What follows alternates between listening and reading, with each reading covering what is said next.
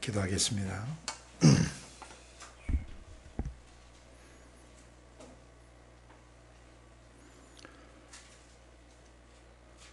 아버지, 우리를 향한 사랑은 한결같으시고 변함이 없으십니다. 우리의 마음은 상황과 환경 때문에 자주 흔들릴 수 있지만 우리 안에 계신 아버지 자신은 영원히 흔들리지 않고 요동하지 않는 그런 하나님이십니다. 그 하나님 안에 내 영혼이 있습니다. 예수님의 십자가의 피로 씻겨져서 거룩해지고 의로워지고 영화로운 상태로 성령 안에, 아버지 품 안에 우리가 있습니다. 이 은혜를 영원히 찬양합니다.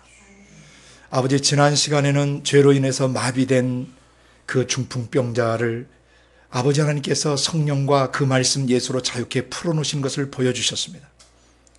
죄가 사람의 영혼의 영적 감각을 어떻게 마비시켜버리는지를 보여주셨는데, 아버지, 오늘은 마태 세리와의 만남을 통해 우리에게 또 말씀하시는 것을 우리가 듣고자 합니다. 아버지, 본문을 통해서 오늘 아버지 저희가 들어야 될 음성을 듣게 해주시고, 이 시대와 다음 시대와 예수님이 재림하여 오실 그 순간까지 지상에 존재하는 모든 교회가 반드시 들어야 될 음성을 대언할 수 있도록 기름 부어주시길 원합니다. 동시에 이 말씀이 조국 대한민국과 북한 땅 지하교회와 고통받는 영혼들 위에, 그리고 아시아 대륙과 아프리카 대륙과 오세아니아 대륙과 유럽과 북미와 중남미 대륙 전체에 흩어져 복음을 증거하시는 모든 선교사님들과 그 가정과 자녀들 위에, 그리고 현직 교회들 위에, 그리고 모든 전 세계 말씀을 증거하시는 모든 사역자분들 위에 이 시간 동일한 기름을 부어주시기를 기도합니다. 말씀으로 아버지 하나님 마태 세리를 통해 말씀하시고자 하는 그 내용을 깊이 새겨주시고, 새겨진 이 복음서의 말씀을 따라 예수님처럼 사역할 수 있도록 기름 부어 주시옵소서. 오늘 듣는 저희들에게도 동일한 은혜로 축복하실 것을 믿습니다. 유스트림과 유튜브를 통해서 듣는 모든 지체들, 그리고 전 세계 150개 국가에 흩어져 있는 700만에 가까운 디아스포라 우리 한국인들 주님께서 기억해 주시고, 그들 중에 예수를 믿는 지체들이 그 땅에서 하나님 나라의 지상 대사가 되게 하시고 하나님 나라의 지상 선지자가 될 수 있도록 기름 부어 주시고 준비시켜 주시고, 그 도시들을 살려내고 그 민족들을 살려내고 그 국가를 죄와 죽음과 저주에서 건져낼 수 있도록 기름 부어 주시옵소서. 그렇게 하실 주님을 기대합니다. 찬양합니다. 예수님 이름으로 기도드리옵나이다. 아멘. 마태복음 9장 9절에서 13절 말씀, 마태복음 9장 9절에서 13절 말씀, 그리고 마가복음은 2장 13절에서 17절, 2장 13절에서 17절 말씀, 누가복음은 5장 27절에서 32절 말씀, 5장 27절에서 32절 말씀입니다. 세 본문 다 동일 사건을 다루고 있어서 같이 읽습니다. 먼저 마태복음 9장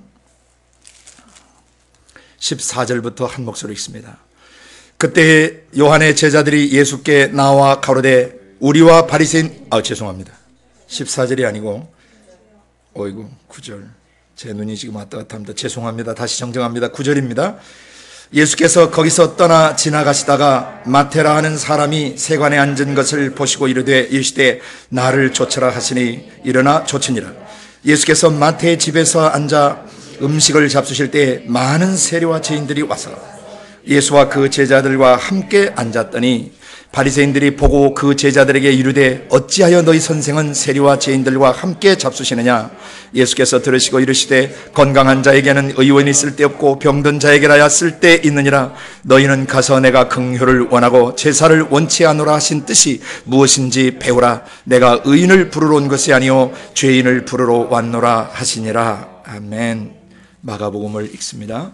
마가복음 2장 13절에서 17절 말씀입니다.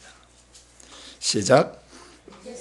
예수께서 바닷가에서 나가심에 무리가 다 나왔거늘 예수께서 저희를 가르치시니라.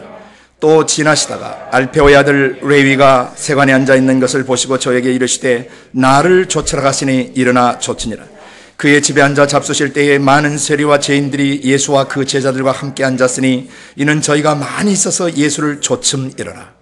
바리새인의 서기관들이 예수께서 죄인과 세리들과 함께 잡수시는 것을 보고 그 제자들에게 이르되 어찌하여 세리와 죄인들과 함께 먹는가?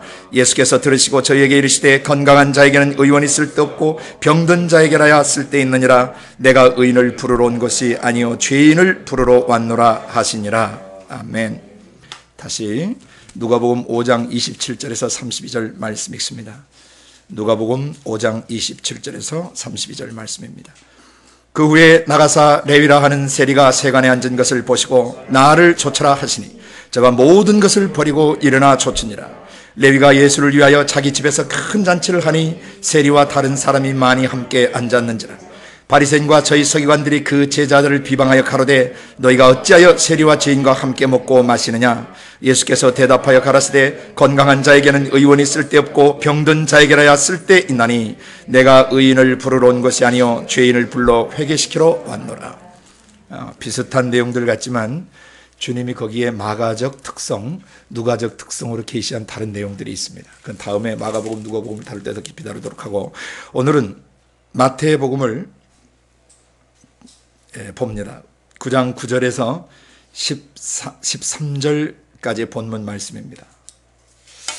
지난 시간에 저희는 중풍병자를 예수님이 자유케 하시는 걸 보았습니다. 여러분이 항상 복음서 사건을 다룰 때 잊지 말아야 될 내용이 하나 있다고 그랬습니다. 요한복음 14장 10절입니다. 뭐였죠? 아버지께서 내 안에 계시고 내가 아버지 안에 있다. 그리고 아버지께서 내 안에 계셔서 그의 일을 하시는 것이다. 이걸 절대 잊어버리시면 안 돼요. 예수님의 모든 사역을 예수님이 한마디로 요한복음 14장에서 마지막 밤에 요약하신 거예요. 3년 반 동안의 공생의 사역을 뭐라고 표현하셨냐면 아버지께서 내 안에 뭘로 계셨죠? 영으로, 성령으로, 거룩하신 영으로 예수님 육신 속에 계셨어요. 그래서 아버지의 영과 아버지의 그 말씀 예수께서 하시는 일, 이것을 주목하셔야 되는 것입니다. 복음서의 어떤 사건을 다루시든지 우주 밖에 계시고 우주 공간 안에 계시고 믿는 자들의 육체와 마음 속에 계시는 아버지가 자신의 영으로 또 자신의 말씀으로 무슨 일을 하시는가를 절대 잊어버리시면 안 돼요. 안 그러면 이 사건을 인본주의적으로 다루게 됩니다. 사람의 생각, 사람의 감정으로 이 성경을 풀어헤치게 됩니다. 경의 모든 기록은 사사로이 풀면 안 된다고 베드로서 1장에 말씀하셨습니다. 왜냐하면 경의 모든 예언은 사사로이 풀면, 개인적으로 풀면 안 되는 이유가, 인간적 생각 감정으로 풀면 안 되는 이유가 이 사람의 이 뜻으로 난 것이 아니고 오직 성령의 감동하심을 입은 사람들이 하나님께 받아서 말하는 것이기 때문에 구약의 선지자들도 하나님께 받아서 말하시고 예수님 자신도 아버지의 영이 말씀하시는 것을 육체로 표현해내신 거예요. 그래서 오늘 이 사역은 누구의 사역이냐면 아버지께서 자신의 성령과 말씀으로 무슨 일을 하시는가를 보여주신 사건이에요. 그래서 지난 시간에 중풍병자를 자유케 하실 때 예수님이 굉장히 독특한 내용들을 선포하셨어요. 중풍병자가 믿음을 가지고 나오자 믿음 있는 사람에게 주님이 네 죄 용서 받았다고 선언하셨어요. 죄와 중풍병과의 상관관계를 예수님이 계시하신 것입니다. 죄는 인간의 영혼의 중추신경과 말초신경 전체를 마비시켜버리는 것입니다. 죄는 사람의 생각, 감정, 의지 속에 성령이 들어와 계셔도 그 성령을 인지하지 못하고 느끼지 못하고 감각하지 못하도록 마비시켜버린다는 것입니다. 아무리 작은 죄라도 죄의 잔재가 남아있거나 죄의 더러운 찢기들이 남아있거나 교만이 남아있거나 불신이 남아있거나 음란이나 미움이나 남을 정죄하고 판단하는 것이나 불평하고 원망하는 이런 마귀의 영에서 나오는 가장 작은 죄의 먼지라 할지라도 그것은 사람의 영혼을 죽여버려요. 사람의 영혼을 죽여버려요. 그리고 죽이기 전에 서서히 마비시켜요. 부분마비, 다음에 전신마비, 그 다음에 식물인간 상태가 돼버리면 이건 영혼이 화인 맞은 상태가 돼서 하나님께 돌아올 수가 없게 돼요. 죄는 서서히 인간의 내면 세계를 사고방식과 감성책의 의지를 어둡게 하고 더럽게 하고, 그래서 하나님 나라를 유업으로 받지 못하게, 하나님의 통치권 안에 들어가지 못하게 만들어버려요. 그러다 나중에 하나님의 통치권 안에 들어가지 못하면 마귀가 확 휘어잡아요. 오랜 세월 동안 그의 생각을 통해서, 감정을 통해서 마귀는 마이너스 1, 마이너스 2, 마이너스 3, 마이너스 4, 5, 6, 7, 8, 90에서 점점 귀신이 그를 잡아왔던 것이죠. 그러다가 어느 순간이 마이너스 5, 중간선이 넘어서면 그때부터는 귀신과 자기 인격이 두 개가 왔다 갔다 하기 시작해요. 마이너스 5선, 이 중간선, 1에서 10까지는 중간선이 넘었으면 인격의 이상들이 나타나요. 실제적인 인격장애, 퍼스널리티 디스오더가 나타나기 시작해요. 그래서 사람의 내면을 예수님이 어떻게 다루시는가를 잘 보셔야 됩니다. 결국 그 죄 용서를 선포하자 시비를 걸고 신학자들이 달려들었죠. 그래서 예수님이 어느 것이 더 쉽겠느냐? 일어나 걸어가라. 짐승을 들고 걸어가라. 죄 용서 받았다. 어느 것이 쉽겠느냐? 둘 다 쉽지 않은 질문을 하셨어요, 예수님이.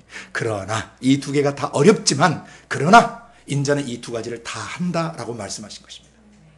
인자가 땅에서 죄를 용서해 주는 권세가 있는 줄을 알았으면 좋겠다. 인자는 신성의 모든 충만이 육의 형체로 거하시는 분이라고 그랬어요. 하나님의 신적 성품과 권능이 육체의 형태로 거하시는 분을 인자라고 했어요.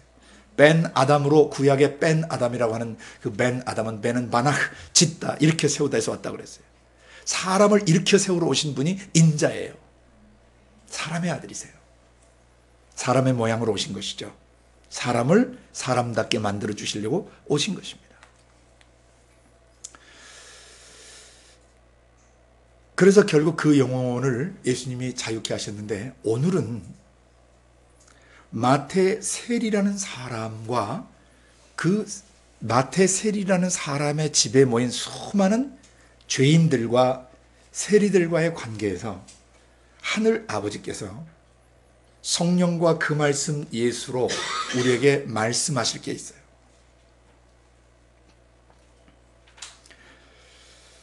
맨 마지막에 보시면은 12, 13절을 보시면은 예수님께서 뭐라고 얘기를 하시냐면은, 건강한 사람에게는 의원, 의사가 쓸데 없고 병든 사람에게야 쓸데 있다. 여기서 중요한 키는 병든 사람이에요. 그 다음에 13절에 너희는 가서 내가 긍휼을 원하고 제사를 원치 않으라 하신 뜻이 무엇인지 배우라 그러셨습니다. 배워야 돼요. 그리고 마지막에 뭐라고 그러시냐면, 내가 의인을 부르러 온 것이 아니라 죄인을 부르러 왔노라 하시니라. 여기에 중요한 키는 두 단어예요. 병든 자와 죄 많은 사람.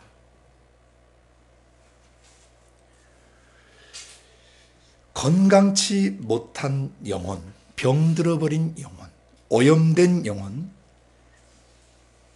이것은 뭘 얘기하냐면 내면 세계가 건강치 못한 사람을 말해요. 그러니까 육체적으로도 질병이 나타나게 돼 있어요. 영혼과 육체의 병은 절대 분리될 수 없습니다. 함께 가는 것입니다. 그래서 주님이 여기에 병든 자라고 할 때는 문맥상으로 볼 때 마태는 실제 병이 들었을까요? 안 들었을까요? 마태는 지금 육체적 질병을 갖고 있는 사람이 아니에요.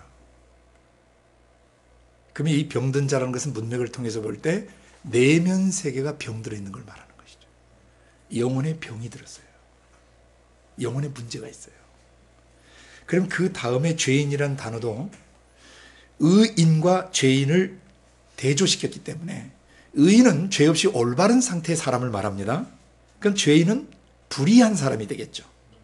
의롭지 못해요. 올바르지 못해요. 그러니까 영 자체가, 죄인이라는 얘기는 헬라 원문의 하마르티아라고 하는 것은 관역 목표점에서 벗어난 걸 하마르티아 죄라고 불러요.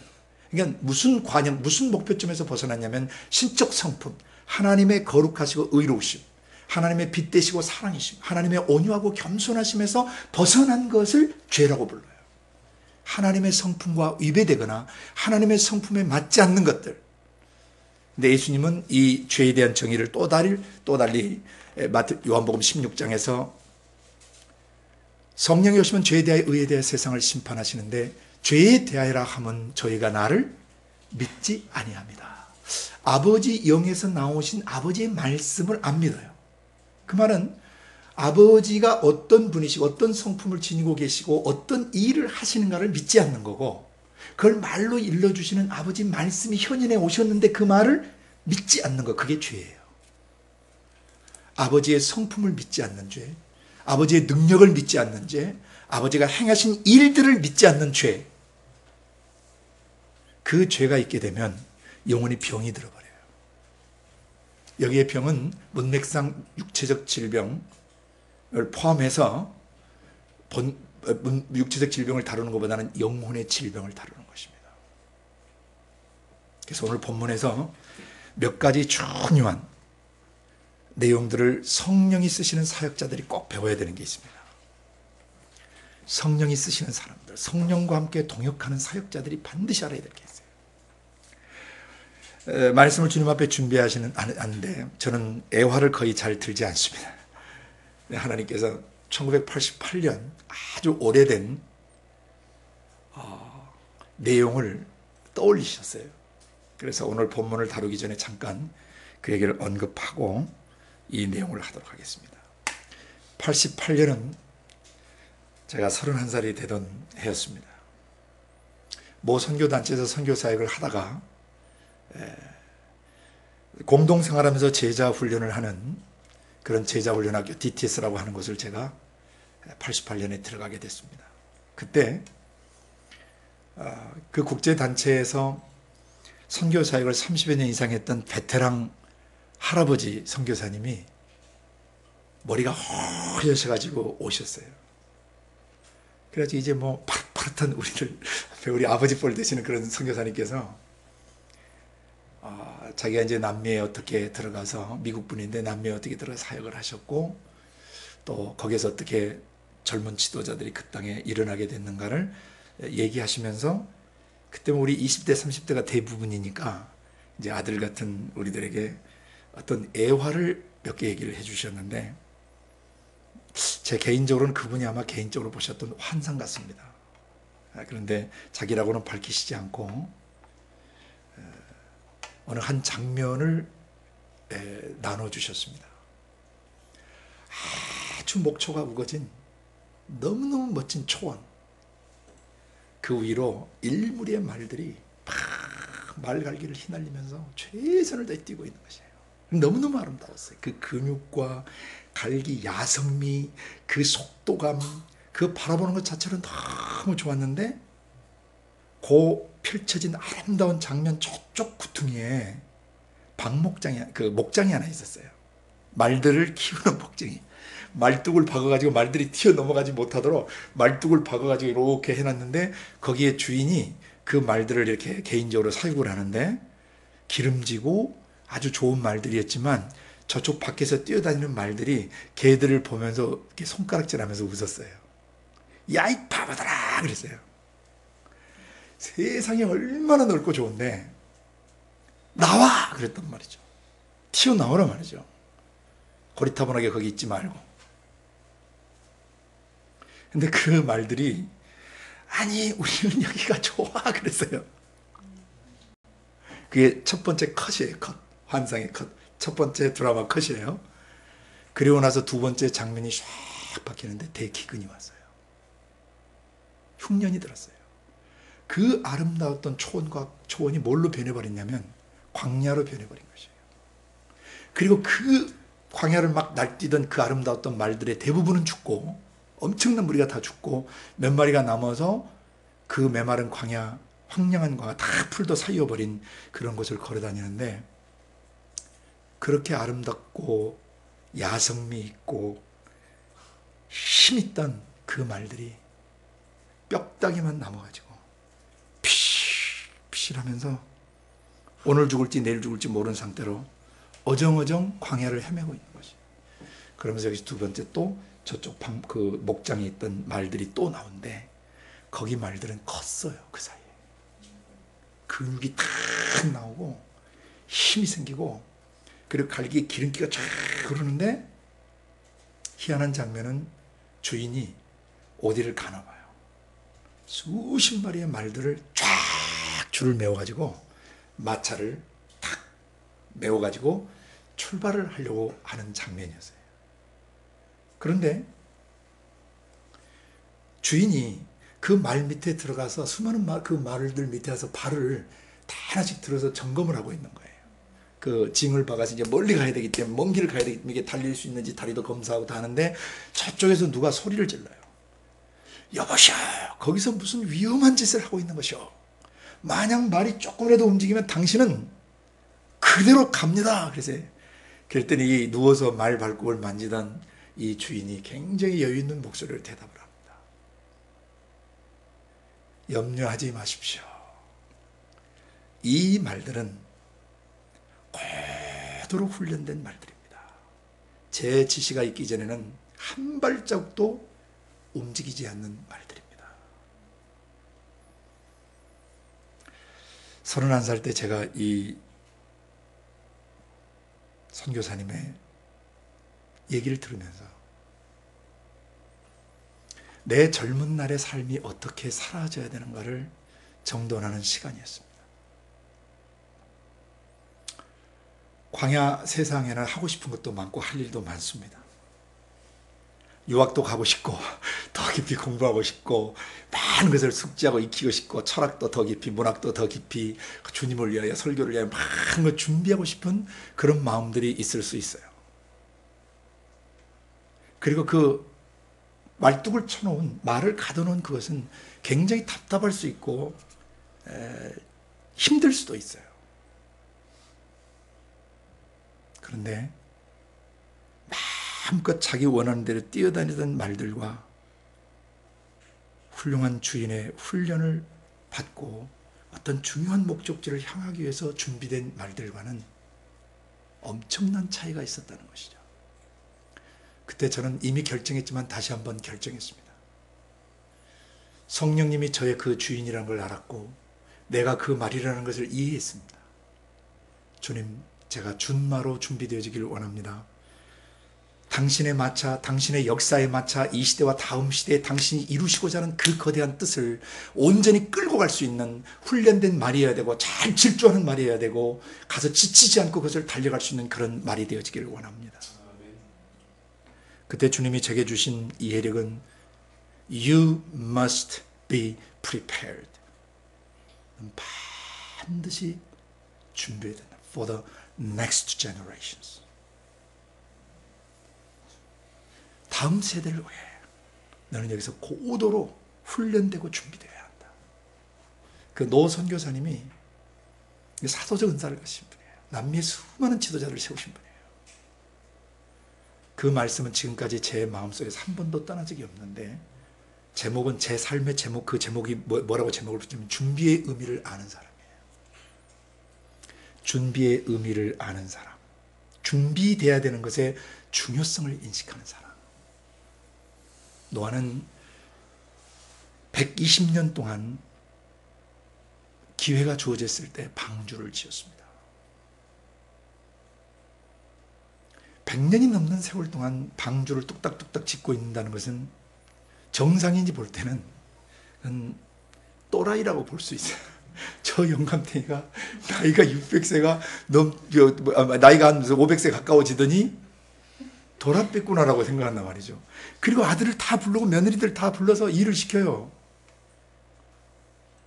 1, 2년도 아니에요. 50년도 아니에요. 60년도 아니에요. 120년에 가까운 시간 동안 그 거대한 방주를, 나무를 자르고 역청을 바르고 주신 사이즈 규격대로 딱 맞춰서 창을 3개로 딱 내고 준비를 다 했어요. On that day, 하늘에 비가 쏟아지던 그날, 비가 쏟아지기 전에 먼저 방주로 들어가라 하셨죠. 준비의 의미를 모르던 사람들은 전부 함몰돼서 죽었습니다. 준비를 하는 노아는 120년이라는 기간을 준비했어요. 국제수 공동체 여러분의 이 함대는요, 주님이 재림하시는 그 순간을 마지막 목표점으로 합니다. 재림하시는 순간까지는 모든 나라와 민족 속에 이 군함을 몰고 들어갈 것입니다. 준비되어야 합니다. 배를 타기 전에도 준비돼야 되고 배를 탄 뒤에는 더더욱 그 안에서 선상 훈련을 받으셔야 합니다. 어떻게 리칭 아웃하고 어떻게 잃어버린 영혼들, 어떻게 문제 있는 영혼들을 찾아가야 될 것인지를 준비하는데 준비는 만만치 않다는 것을 아셔야 합니다. 피도 납니다. 구릅니다. 엎어집니다. 군대에서도 특공대로 훈련시킬 때는 엄청나게 빡세게 훈련을 시킨다는 거 아시죠? 여러분의 인격, 자존심, 주관적 견해, 객관적 견해 다 진이겨 버리십니다. 하나님께서. 여러분의 자아상, 자아관 전체를 다시 한 번 다 흔들어 버리십니다. 리세팅 돼야 되기 때문입니다. 성령의 지시받고 움직일 수 있는, 성령이 가라! 라고 말씀하시면 언제든지 튀어갈 수 있는 명마와 같이 중마와 같이 준비가 돼야 되는데 오늘 본문이 바로 그런 준비를 시켜주는 중요한 본문인 것입니다. 그리고 그분이 연이어 제2탄 시리즈 또 하나 이야기를 해주셨습니다. 30여 년의 시간이 지금 다 흘렀는데 아직도 제 뇌에 어제처럼 그게 생생하게 박혀 있어요. 두 번째 이야기는 제가 잘 전달하는지는 모르겠어요. 근데 제가 대충 기억이 나는 것만 전달하겠어요. 아마 인도신 타고르가 아마 이와 비슷한 시를 좀 쓴 것 같은데 아마 그것을 인용하셨는지 아니면 어떤 것을 인용하셨는지 잘 모르겠는데 제 기억에 나는 것들만, 좀 정확하지 않더라도 기억에 나는 것들만 제가 나눌 거예요. 인도가 영국 식민 통치를 받고 있을 때의 상황이었습니다. 그때 영국에서 아주 높은 라저경이라는 분이, 서 라저경이라는 분이 아마 행정 시찰을 하셨던 것 같습니다.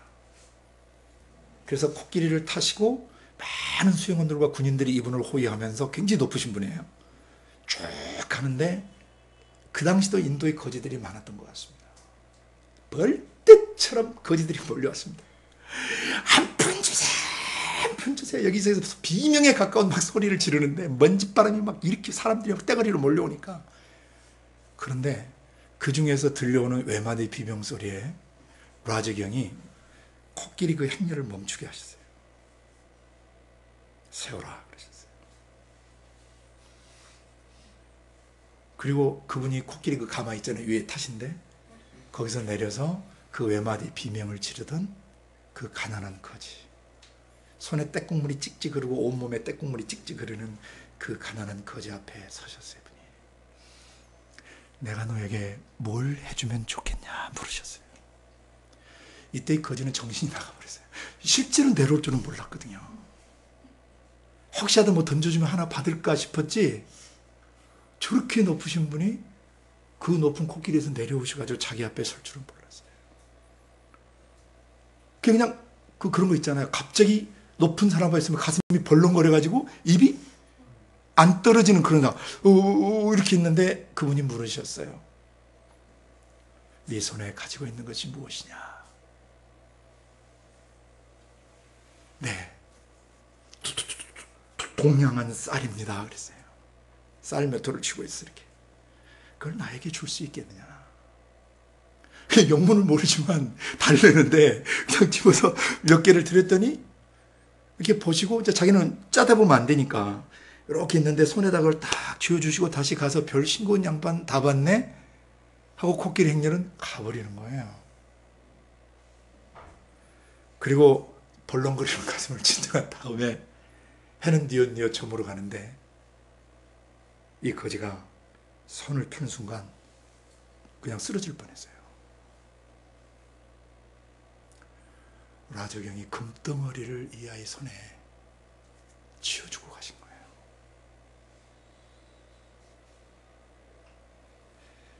저는 그 비유를 들으면서 그런 생각이 그때 들었어요. 내가 거지였다면, 그럴 줄 알았으면 이 때 묻은 쌀 다 드릴 거. 그러면 더 많이 주시지 않았을까라는 생각도 할 수 있고, 뭐 여러 가지 생각할 수 있겠지만, 저에게는 그게 어떻게 들려왔냐면요, 내 인생이 때 묻은 쌀토리라는 인식이 왔어요. 제 삶이, 그때 31살의 내 삶이 떼국물이 묻어버린, 너무나 세속적이고 정력적이고 마귀적인 떼국물이 묻어버린, 냄새나고 아무데도 갖다 써먹을 데 없는 때 묻은 그런 쌀돌 같은 인생인데, 거지가 쥐어준 그 전해드린 쌀토를 다시 황금으로 변화시켜 주신 라저 경보다 더 위대하신 나의 주, 나의 예수님께 내 때 묻은 쌀톨 같은 인생을 드린다면 그가 나를 어떻게 변화시키실 것인가, 그 믿음을 갖게 됐어요. 그 전에도 헌신했지만 그때도 몇 차례 헌신을 드릴 때마다 낙지처럼 바닥에 엎드렸어요. 마치 신부들 사제 서품 받을 때처럼 그 엎드렸던 적들이 제 기억으로 헤아릴 수 없이 많습니다. 때로는 나의 죄 때문에, 때로는 그 성령의 감동 때문에, 때로는 미전도 종족을 향한 아린 가슴 때문에, 내가 가야 될 마이 데스티니 때문에 얼마나 많이 울고 눈물 콧물이 범벅이 돼서 주님 앞에 엎드렸는지 그 날들을 헤아릴 수가 없습니다. 그때마다 기억이 나타나는 것은 때 묻은 내 인생과 삶을 당신 손에 의탁합니다. 주 받으시고 변화시키셔서 주님의 뜻을 이루게 해주십시오. 첫 번째 제목이 준비였다면 두 번째 제목은 헌신입니다. 우리의 일생이 어떻게 사용되어져야 하는가? 오늘 사람이신 예수, 이분이 본문에서 보여주는 중요한 계시들이 있습니다.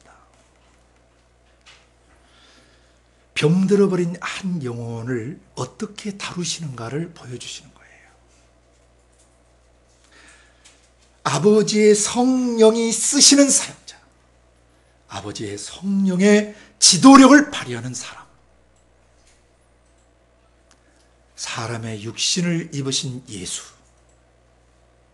자기 속에 계신 아버지의 영이 이 병든 영혼을, 병든 자아상과 자의식과 자아관을 가진 사람을 어떻게 만지시는가를 계시해 주셨어요. 그냥 읽으시면 너무나 단순한 사건 같으시지만 이제 본문을 주의 깊게 성령 안에서 여러분이 함께 보시면 중대한 원리와 원칙들이 계시되어 있다는 것을 보시게 됩니다. 첫 번째입니다. 9절, 예수께서 거기서 떠나 지나가시다가 마태라는 사람이 세관에 앉은 것을 보셨습니다. 그리고 이르셨습니다. 나를 쫓아. 그렇게 말씀하시자 일어나 쫓았는데 누가는 이것을 그 사람이 곧 일어나 쫓았다고 되어 있습니다. 자, 여기서 첫 번째 우리가 보아야 될 중요한 메시지가 있습니다. 그건 뭐냐면 성령이 쓰시는 사역자는 세간에 앉아있는 그 사람을 볼 줄 알아야 된다는 것입니다. 여기에 세간과 세리가 무엇인지 좀 이해하실 필요가 있습니다. 이것은 그 당시 사람들이 가장 혐오스러워하고 미워하고 정말 그 기분 나쁘게 생각했던 대상이고, 그 세리가 앉아있는 그 자리는 매국노의 자리며 민족을 팔아먹고 민족의 피를 빨아먹고 가난한 자의 피를 빨아먹고 착취하는 아주 사악한 장소였어요. 특별히 상공계열이 자기들의 주 그 직업이었던 바리새인들에게 이 세리는 거머리 같은 놈들이었고 사람의 영혼의 피를 빨아먹듯이 갈취하고 착취하는 아주 사악한 그런 사람들이었습니다. 요새 말로 얘기하면 그들은 비난의 대상이었습니다. 손가락질을 받을 수밖에 없는 사람들이었습니다. 그리고 모든 사람이 기피하고 더럽게 취급하는 회피 대상의 사람이었습니다.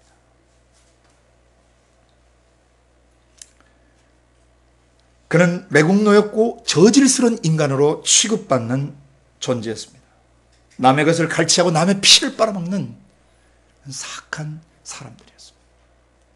그래서 스스로 의롭다고 했던 바리새인들은 이 세리만 보면 이가 갈리고 속에서 찢어 죽이고 싶은 분노가 있었을지도 모릅니다. 민족을 팔아먹고 로마의 빌붙어서 가난한 사람을 착취하고 우리들의 것을 착취해가는 저 나쁜 놈들. 그런데 예수 선생이 그들과 함께 있으니 얼마나 배알이 뒤틀렸겠습니까?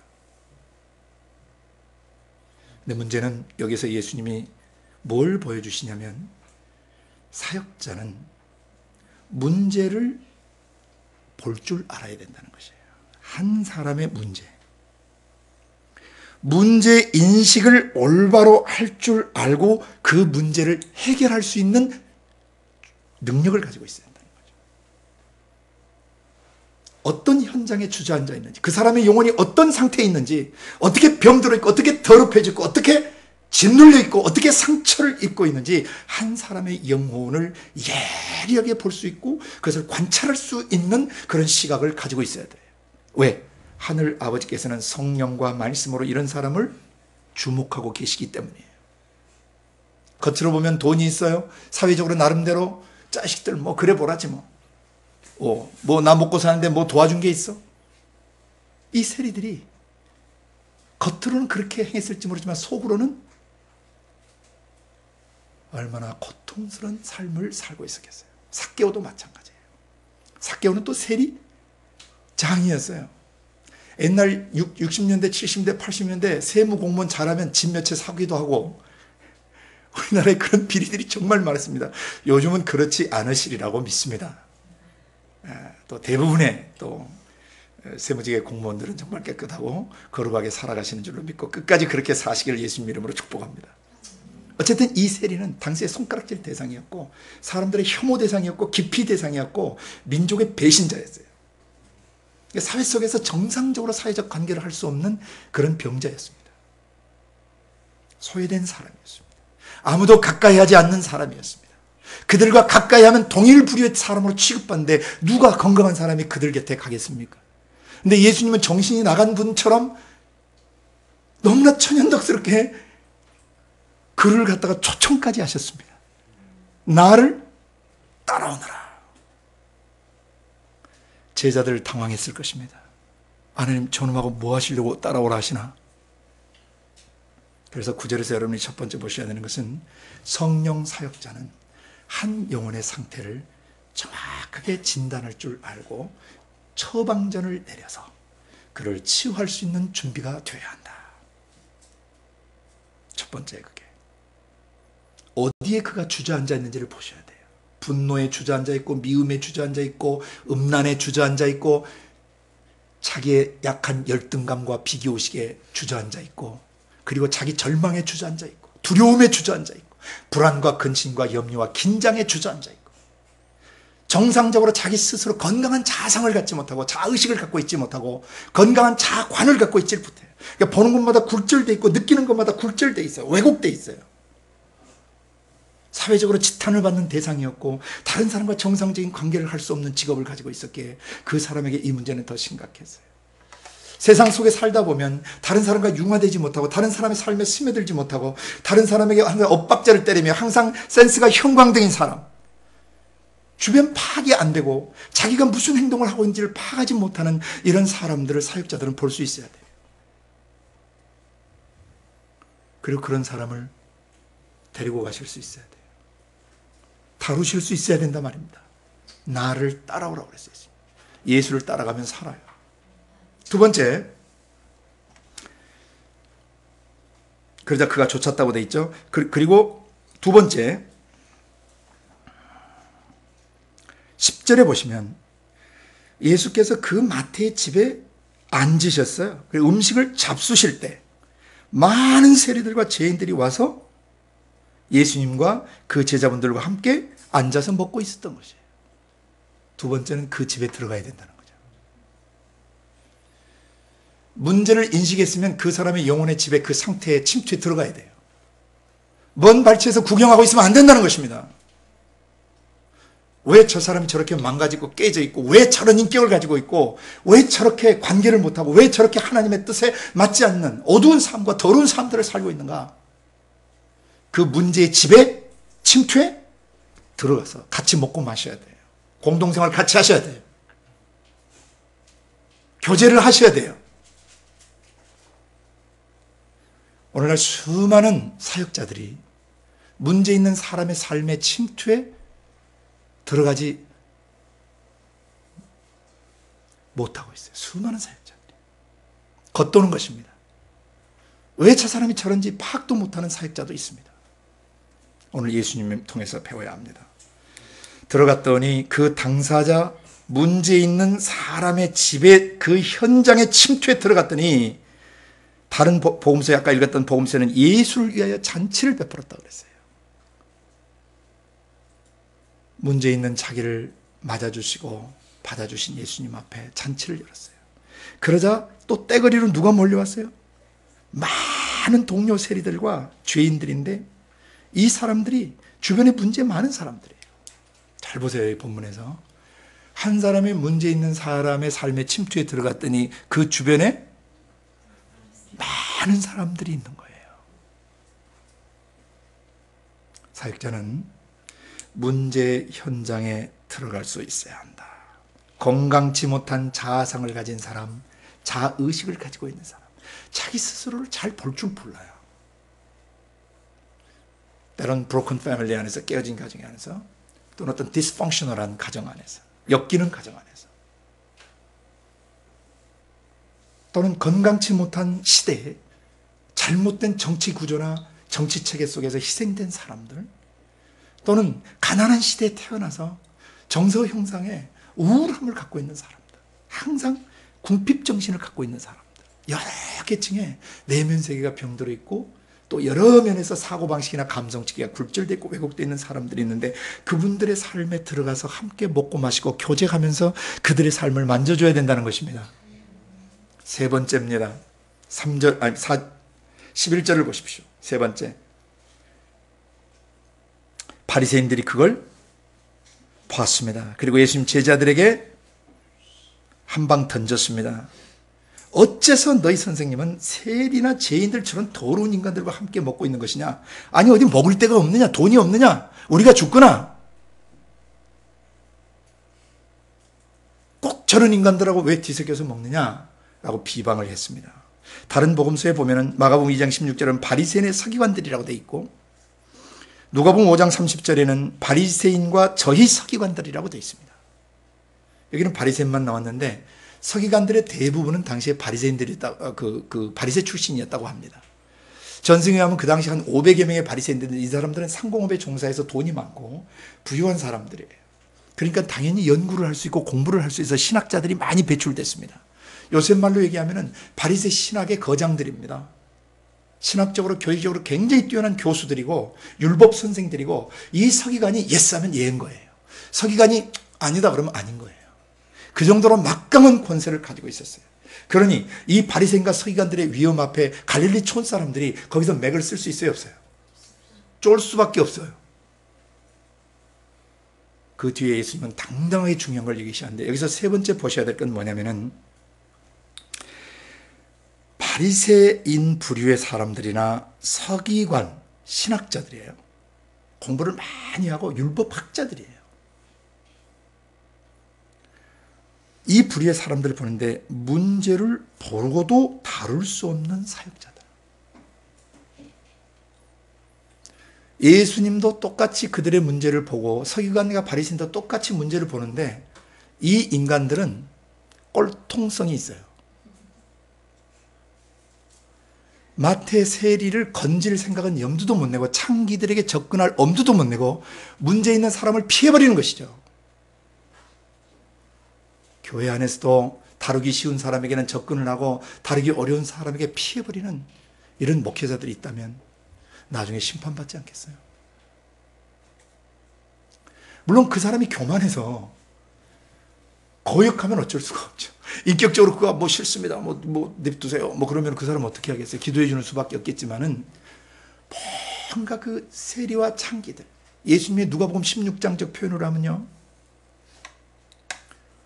청지기들을 하나님이 쓸 수 없는 청지기들, 청지기직을 못하게 하는 사람들이 있는데 이놈들이 주인의 소유를 허비하기 때문이에요.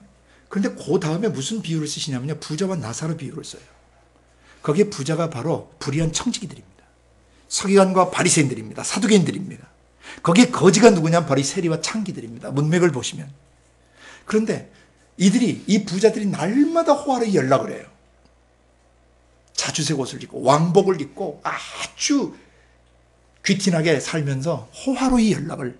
그게 뭐냐면 날마다 성경 지식과 신학 지식과 야훼를 아는 랍비들의 전승과 지식들을 많이 공부해서 축제를 벌이고 사는 것이에요. 날마다 자기들은 랍비들의 문서를 정통하고 하나님의 말씀을 암송하고 율법 613개 조항을 다 지키면서 이것을 가지고 어떻게 할 것인가 날마다 구성하고 노예는 머리통 굴리는 사람들이에요.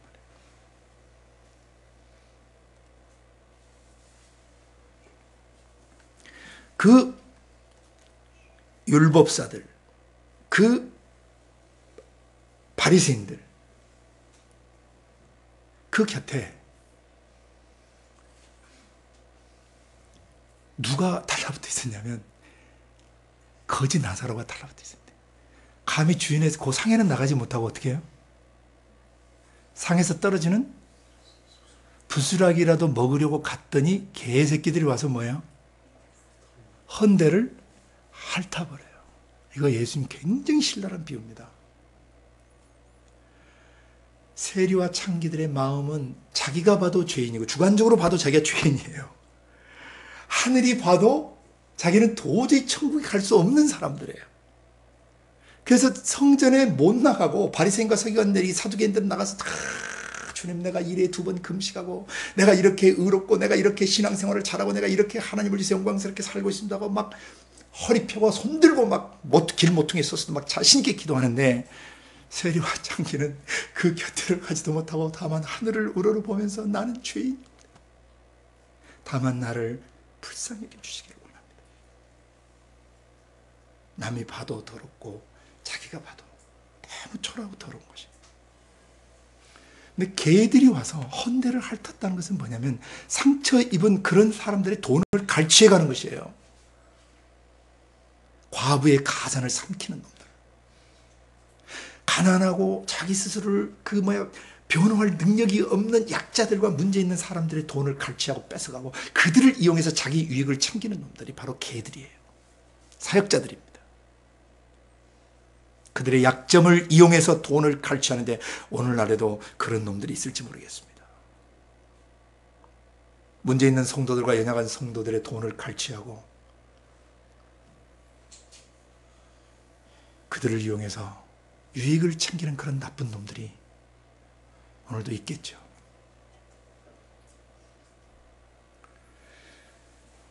바리새인과 서기관들은 그런 사람들이었습니다.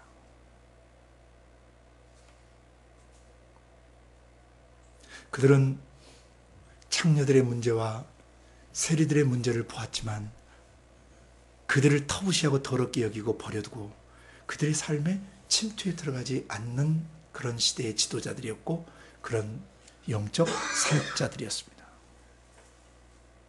우리는 그런 사람이 되면 안 됩니다. 문제가 있는데 방치해둬요. 사고방식이 틀렸어요. 감성체계가 틀렸어요. 자아상이 구부러져 있어요. 굴절돼 있어요. 왜곡돼 있어요. 자기 안에 성령을 모시고 계시지만 성령의 지배 가운데 못 들어가요. 못다 정돈한 죄나 죄가 남긴 잔재나 찢기 때문에 자기 속에 성령을 모셨음에도 불구하고 그 영광의 하나님이 느껴지지 않고 감각되지 않는 저주 가운데 있어요. 서기관과 바리새인들은 그들을 버려두고 그들을 정죄하고 비난하고 그들을 깔아뭉갰습니다. 문제 있는 사람을 만나면 왜 그렇게 행동할 수밖에 없는지를 알아봐야 합니다. 정죄하기 전에, 판단하기 전에 그가 겸손해서 그걸 받아들이면 그 사람을 얻는 것입니다.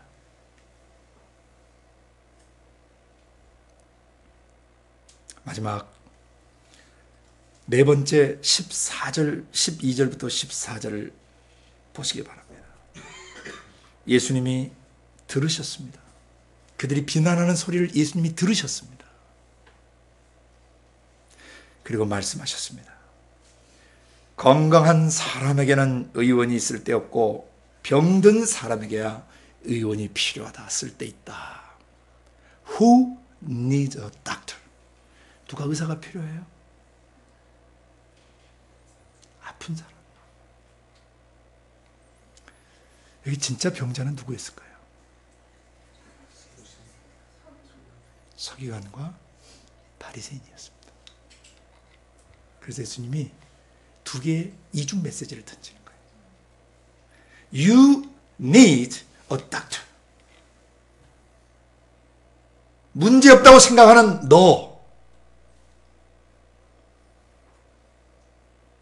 신앙생활 잘하고 있고 잘 가르치고 있고 하나님의 역사를 잘 준행하고 있다고 생각하는 너야말로 의원이 필요하다. 못 알아먹는 것이죠. 객관적인 얘기를 하셨어요, 예수님이. 그러나 그 말 속에는 뼈가 있단 말입니다. 바로 비난하는 너 같은 사람을 내가 고쳐주려고 왔다. 영혼의 굴절된 자아상과 자의식을 갖고 있는 너, 스스로 의롭다고 생각하고 종교 행위로 너를 거룩하게 하고 종교적 열심으로 너를 치장하는 바로 너, 이중인격자인 이중성을 갖고 있는 너, 외식하는 너야말로 진짜 의원이 필요한 사람이다.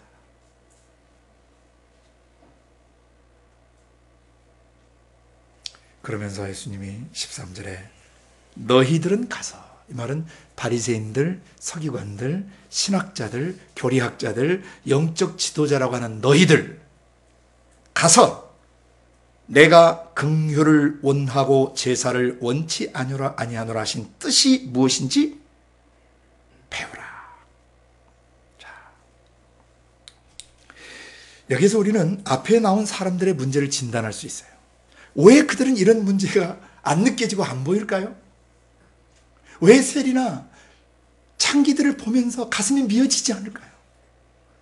왜 문제 있는 사람들을 보면서도 감각이 되지 않을까요?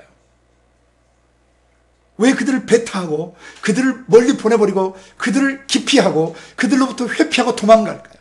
강도 만난 이웃들을 왜 버려두고 그냥 제사장들은 지나갔을까요? 왜 레위인은 그냥 지나갔을까요? 자기가 부정타니까. 누가 더 중요해요? 주님의 마음을 모르는 사람. 이들이 왜 문제를 보고도 못 다뤄요? 오늘 본문에 답이 있어요. 왜 서기관과 바리새 부르 사람들은 자아상이 깨지고 자아가 병들어 있고 지적으로 병들어 있고 정서적으로 병들어 있고 희노애락 애호욕 표현이 좌충우돌하고 업앤다운이 심한 이런 영혼들을 보면서 왜 감각이 되지 않을까요? 왜 키워드가 있어요? 긍휼을 모르기 때문이에요. 뭐는 드릴 줄 아는데 예배와 제사와 율법 규례와 종교의식은 뛰어나게 이끌 줄 아는데 뭐가 없어요? 긍휼. 이 긍휼은 구약적 표현을 한다면 헤세드, 사랑입니다. 헤세드, 인애 또는 인자, 영어의 loving kindness로 번역된 이 헤세드라고 하는 것은 히브리 말로 사랑이라는 보편적 사랑을 뜻하는 다른 단어가 있는데 이 헤세드라는 사랑은 어떤 사랑이냐면 너무 불쌍할 때, 사람이 너무 짠할 때 어쩌다가 저렇게 되어버렸을까? 어쩌다가 사람이 저렇게 망가지고 어떻게 저렇게 사람이 맹하게 되어버렸을까? 그 사람이 측은히 여겨지면서 오는 사랑이죠. 너무 가엾어서 피어오르는 사랑. 그게 헤세드 사랑입니다. 사역자에게는 바로 이 긍휼 헤세드의 사랑이 있어야 됩니다. 그거 없으면 여러분 서기관과 바리새인 됩니다. 신학 지식은 뛰어나고 공부 지식은 뛰어난데 감정이 아픈 사람을 못 만져요. 부부 사이에도 병들어 있는 것입니다. 아내의 아픔을 읽지 못하고 남편의 가슴 깊은 곳에 있는 아픔을 읽을지 몰라요. 왜 그래요? 긍휼이 없어서 그래요. 배우라 그랬어요. 예수님이 배우라. 뭘? 예배 드리지 말고 종교 행위하지 말고 겉으로 쇼하지 말고 종교 의식 속에서 예배 의식 속에서 쇼하지 말고 그것 하지 말고 그 제사 안 지내도 좋으니까 예배 안 드려도 좋으니까 사람 가서 뭐하라? 만져주어라. 건져내야 돼. 그것이 예배예요. 강단에서 기가 막힌 내용들을 설파하고 잘 가르치고 사람들에게 지적 동의를 불러일으켜서 호응을 얻고 수많은 사람들에게 인지도가 있을지라도 그 사람 강도 만난 영혼을 버려두고 지나갈 수 있다는 그 가짜예요. 가짜 사역자예요. 그 싹군이에요. 바리새인과 서기관 같은 사역자입니다. 주님이 배우라고 그러셨어요. 배우라고 그러셨어요. 여러분과 제가 배워야 돼요. 어떻게 배워야 돼요? 답이 여기 나와 있어요. 문제를 진단하는 법을 배워야 돼요. 첫 번째, 문제를 진단하는 법을 배워야 돼요. 이 사람이, 이 가정이, 이 도시가, 이 나라가, 이 민족과 이 시대가 왜 이렇게 흘러가고 있는지를 배워야 돼요. 문제 진단을 배워야 돼요. 누구로부터? 아버지의 성령과 그 말씀으로부터 문제 진단을 하는 법을 배워야 돼요. 그리고 두 번째 뭘 배워야 돼요? 그 집의 침투에 들어가는 것을 배워야 돼요. 그의 잃어버린 세월 속에, 그의 아픈 삶 속에, 그의 고통스러운 과거 속에 함께 들어가서 그 사람을 위로하고 치유하고 건져낼 수 있도록 그의 삶에 들어가는 법을 배워야 돼요. 다른 사람의 인격 속에 못 들어가요. 왜? 이기적이기 때문이에요. 사랑이 없기 때문에, 긍휼이 없기 때문이에요. 자기 피곤하고 지치면 다 냅둬버려요.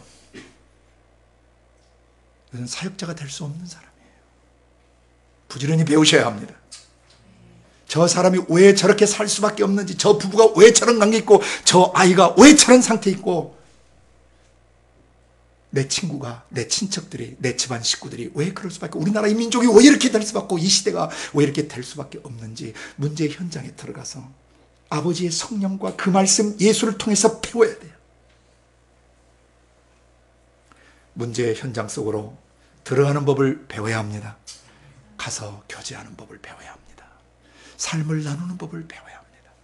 탄에서부터 영아기, 유아기, 아동기, 청소년기를 어떻게 서럽게 살고 고통스럽게 살았는지를 들어줄 줄 알아야 되고, 그래서 그 삶을 공유하고 잃어버린 그의 세월 속에, 그의 찢긴 그의 삶 속에 함께 들어가서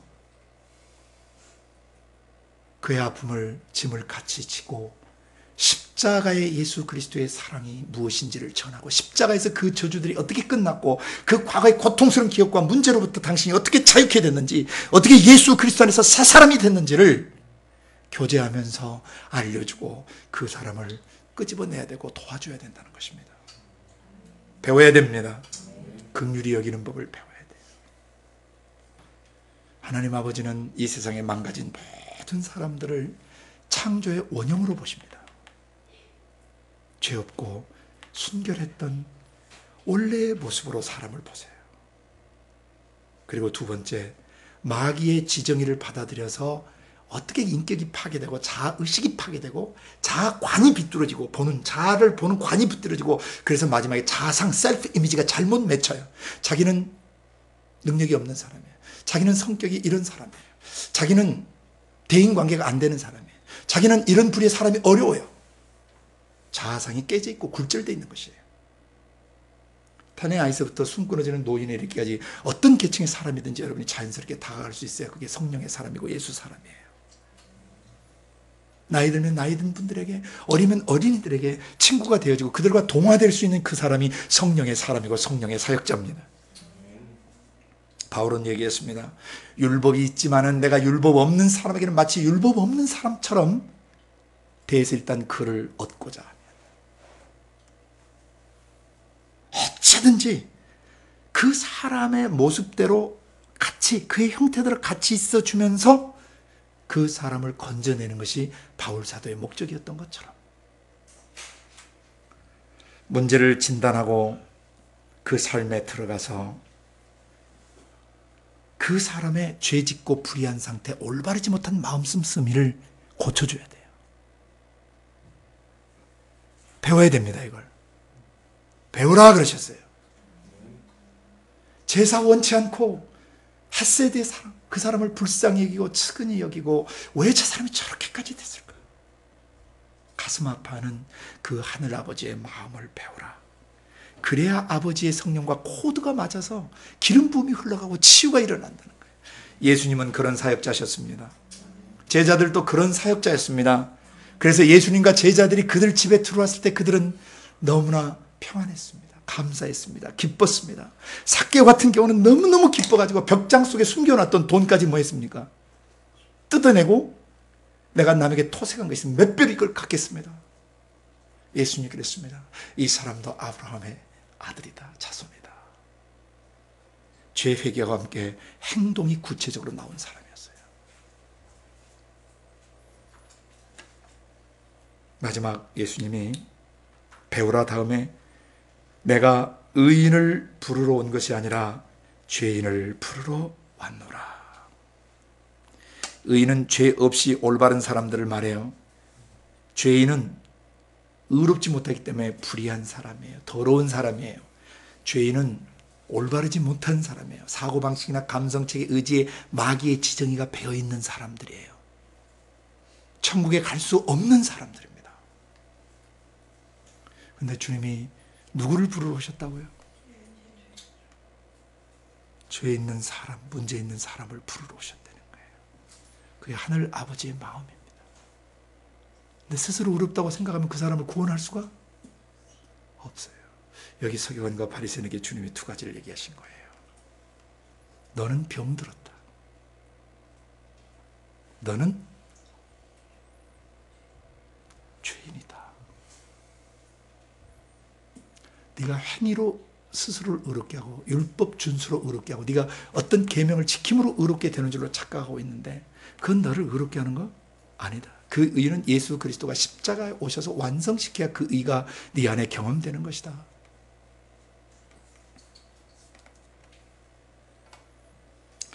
마지막 그 네 번째에서 우리는 이런 문제 있는 사람들의 궁시렁대리는 소리를 들으시고 생명 없는 신학을 지절거리고 생명 없는 교리를 지절거리는 그런 사람들이 병들었다라고 얘기하시는 겁니다. 죄인이라고 얘기하시는 겁니다. 여기 세리와 창기들 많은 죄를 지은 사람들은 자기가 병들었다는 걸 알아요, 몰라요? 자기가 죄인이라는 걸 알아요, 몰라요? 이 세리와 창기가 서기관과 바리새인보다 먼저 천국에 들어갈 것이다라고 말씀하셨습니다. 정돈합니다. 아버지의 성령께서 아버지의 영이 그 말씀 예수를 통해서 하시고자 하는 사역의 문제를 오늘 바로 이해해야 됩니다. 병든 영혼을 볼 줄 아셔야 됩니다. 그들의 인격 속에, 그들의 내면 세계 속에, 그들의 사고방식과 감성체계와 의지체계 속에 의지가 병들었다는 것을 볼 줄 알아야 돼요. 바로 진단할 줄 아셔야 돼요. 그리고 예수께로 데려와야 합니다. 그 말씀께로 데려와야 합니다. 그리고 그와 함께 먹고 마시고 교제해야 합니다. 가슴을 나눠야 합니다. 그리고 세 번째, 서기관과 바리새인들처럼 먼 발치에서 남의 집 불구경하듯이 쳐다봐서는 안 됩니다. 사고방식과 감성체계에 문제 있는 사람을 비난하고 앉아있는 인간이 돼서는 안 됩니다. 왜 저 형제가, 왜 저 자매가, 왜 저분이 인격 장애를 갖고 계시고 왜 저렇게 감성 장애를 갖고 계시고 왜 저런 의지력 장애를 갖고 계실까? 뭘 배워야 돼요? 진단하는 법을 배워야 되고 그 현장에 침투해 들어가는 법을 배워야 하고 사귀어야 돼요. 들어가셔야 돼요. 그리고 나서 그걸 어떻게 자유케 풀어놓은지를 배워야 합니다. 그런 태도와 자세를 가질 때 육신 입으신 예수님을 아버지의 영이 쓰셨던 것처럼 오늘 우리의 육신 속에 오신 아버지의 성령께서 우리를 동일하게 쓰실 것입니다. 영혼이 병든 영혼들을 치료해야 합니다. 그래서 healer of the sick, 병든 사람들의 치유자가 되셔야 돼요. healer of the lost, 잃어버린 사람들의 치유자가 되어야 합니다. 아버지의 성령께서 우리 안에서 한 인격체, 한 사람의 병든 것을 보고 계십니다. 세관에 앉았던 마태는 아마 수많은 생각이 오고 갔을 것입니다. 먹고 살자니 여기 와서 앉아 있어야 되고 나가면 뒤통수가 따가울 정도로 째려보는 눈초리와 흘기는 눈초리들과 인간 취급을 하지 않는 왕따 당하는 그 삶에서 얼마나 고통스러워요. 어느 날 그 세관을 지나시던 예수 선생님이 자기를 봤습니다. 그분의 눈빛은 달랐던 것입니다. 어쩌면 만약 세리마태가 톨게이트에서 그 돈 내고 통행세 받는 그런 세리였다면 우리가 이것을 추정해 볼 수 있습니다. 매일 예수님이 제자들과 함께 그 길을 들락날락 하셨을 것이고, 돈을 내려면 오늘도 그 톨게이트에서 차 대기하고 이렇게 서서 천천히 가야 되듯이 아마 사람들이 많이 그때 당시 밀려서 있었다면 예수님이 거기서 충분히 복음을 전하셨을 수도 있고, 아마 제자들과 함께 있으면서 나누시는 얘기를 마태가 거기서 들었을 수도 있습니다. 그러면서 그의 가슴이 녹아져 내리기 시작했습니다. 저분은 다르다. 서기관과 바리새인들과 다르다. 율법 선생들하고 다르다. 신학자들하고 다르다. 교리화된 목사, 생명 없는 교리를 말합니다. 그들과 다르다. 그러다 어느 날 그 예수님이 자기를 바라보시면서 나를 따라오너라 라고 말할 때 자석에 끌리듯 그 직을 버려두고 주님을 쫓았고 복음서의 맨 첫 번째 책을 쓰는 기록자가 되었습니다. 베드로 안드레를 부를 때는 금을 던지는 것을 보시고 불렀습니다. 야고보와 요한을 부를 때는 금을 깁는 것을 보고 부르셨습니다. 마태를 부르실 때는 세간에 앉아서 일하는 것을 보고 부르셨습니다. 이것은 굉장히 중요한 의미를 갖고 있습니다. 그래서 마태는 갈릴리 어부들이 할 수 없는 영광의 왕의 복음을 The King has come, 왕이 오셨다 라는 메시지를 아브라함과 다윗의 자손 예수 그리스도의 세계라고 써내려가기 시작했던 것입니다. 그리고 자기에 관한 이야기를 여기에 썼습니다. 오늘 이 세상에는 문제 현장에 앉아있는 수많은 사람들이 있습니다. 다른 인격과 융합하지 못하고 다른 사람들과 잘 어울리지 못하는, 대화 중에도 딴지하고 있고 멍하니 다른 데 쳐다보는 사람, 다른 사람의 삶에 집중하지 못하고 남의 얘기 속에 들어가지 못하고 남의 삶 속에 잘 들어가지 못하는 거리감을 갖고 있는 이런 사람들은 자아상이 다 병들어 있는 사람들이에요. 먼저는 우리 자신의 자아부터 고쳐야 합니다. 아버지의 영 안에서 아버지의 성령이 나의 영혼을 얼마나 사랑하시고 그 아버지 영과 내 영의 친밀감이 있지 않으면 여러분 사용 못해요. 그건 중노동이 돼버려요. 수고하고 무거운 짐진 자들아 다 내게로라. 왜 사역이 힘들고 왜 관계가 힘듭니까? 왜 짐을 지고 있습니까?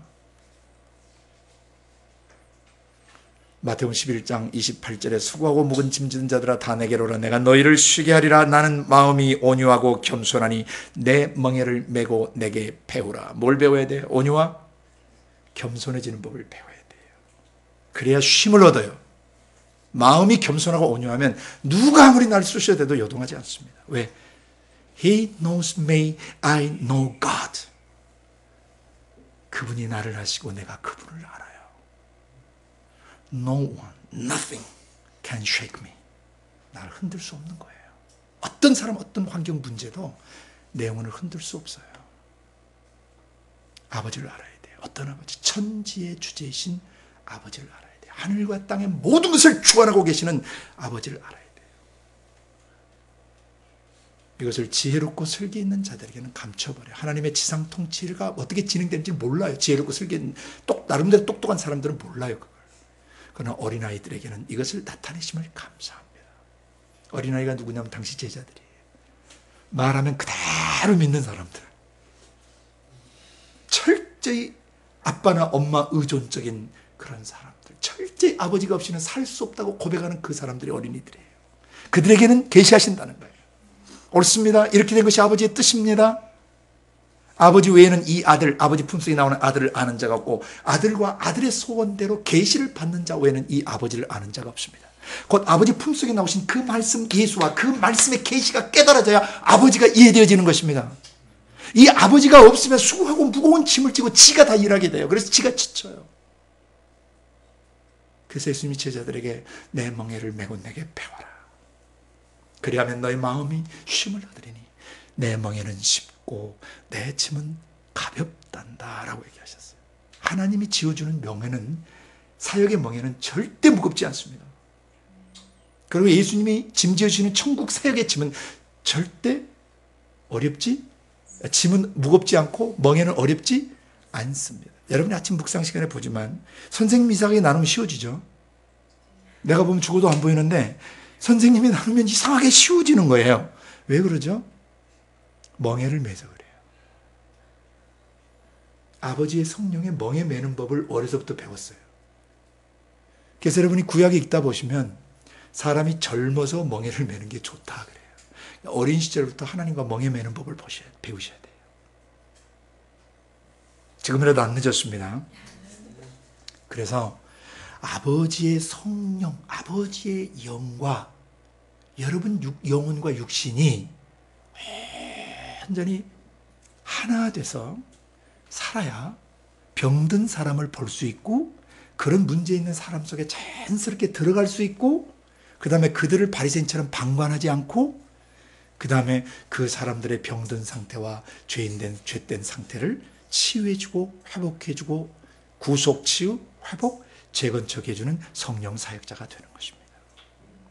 오늘 이후 어느 곳에 가든지 어느 민족, 어느 나라를, 어느 도시를 가든지 만나는 사람들 중에 문제 있는 사람 보시면 나를 따라오라고 하셔야 돼요. 그렇게 하실 수 있어야 돼요. 저와 잠깐 시간 좀 내시겠습니까? 저와 잠깐 교제 좀 하시겠습니까? 저와 식사 한번 하실래요? 같이 밥 먹고 왜 그런 사람 만났냐고. 그래도 만나셔야 돼요. 그리고 절대 문제 있는 사람을 서기관과 바리새인처럼 보고 버려두면 안 됩니다. 지옥 갑니다. 그 가짜 사역자예요. 네 번째, 배워야 됩니다.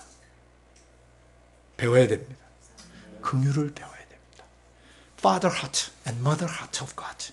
하나님의 부성적 사랑과 모성적 사랑을 배워야 돼요. 그러려면 마태복음 11장 25절부터 끝절까지 여러분 여기다가 잘 연결시키셔서 암송, 천지의 주제이신 아버지를 아셔야 돼요. 이런 삶을 주관하고 계시고 고치시는 아버지를 아셔야 돼요. 그래서 성령 사역은 항상 쉽습니다. 그리고 가볍습니다. 죽어나는데도 괜찮아요. 자기가 죽어가는데도 기뻐요. 힘들어요, 육체는. 그렇지만 안에 남이 알 수 없는 기쁨이 있고 희망이 있어요. 그래서 멍에가 무겁지 않아요. 짐이 무겁지 않아요. 멍에가 어렵지 않아요. 말씀이 너무 어렵습니다. 지가 하기 때문에 어려운 것이죠. 성령이 메워주는 멍에를 매면 어떤 성경책을 봐도 쉽고 보입니다. 오늘 본문을 여러분이 여러 차례 보셨을 거예요. 이런 관점을 성령께서 사역자들에게 들려주시고 보여주시는 것입니다. 모든 영혼에 병든 사람, 그 지정의 속에 죄가 스며든 영혼들을 예수님처럼 풀어주고 자유케 하고 구속, 치유, 회복해서 그 영혼을 온전히 세워주는 여러분과 제가 되기를 바랍니다. 기도하겠습니다.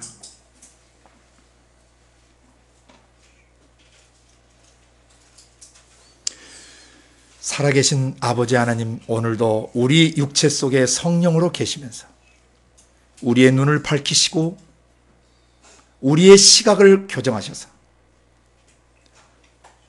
병든 영혼들을 볼 수 있게 하시고 그들의 삶의 침투에 들어가게 하시며 서기관과 바리새인처럼 방관하지 아니하고 제사보다는 긍휼을 배워서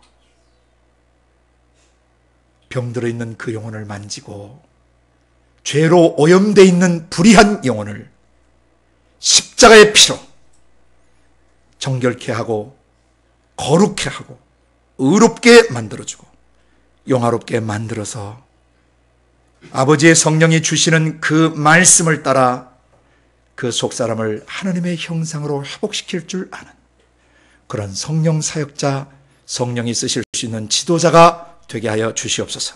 감사하고 예수님 이름으로 기도드리옵나이다. 아멘.